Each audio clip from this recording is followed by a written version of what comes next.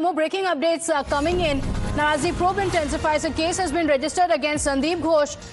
The case for revealing the victim's name. Remember, he had revealed the victim's name, so a case now being registered against him in this regard. Sabyasachi, now a case has been registered against Sandeep Ghosh, but this pertains to him revealing the victim's name.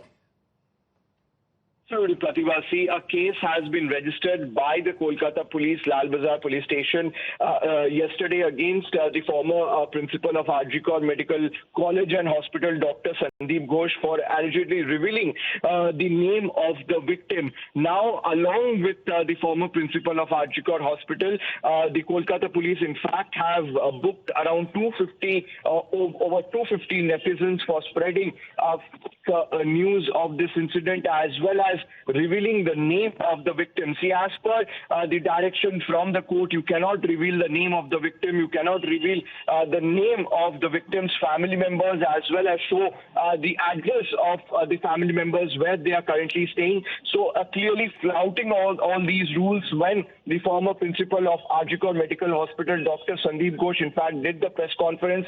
He revealed the name of the victim, and that is the reason why the Kolkata Police has now filed a case against Dr. Sandeep Ghosh. Meanwhile, the West Bengal government has already formed an SIT to look into the irregularities that took place in RG Kar Hospital within the time period of 2021 to till date, the same time period when Dr. Sandeep Ghosh was in charge of the RG Kar Hospital, where several serious allegations and misconduct had been leveled against him.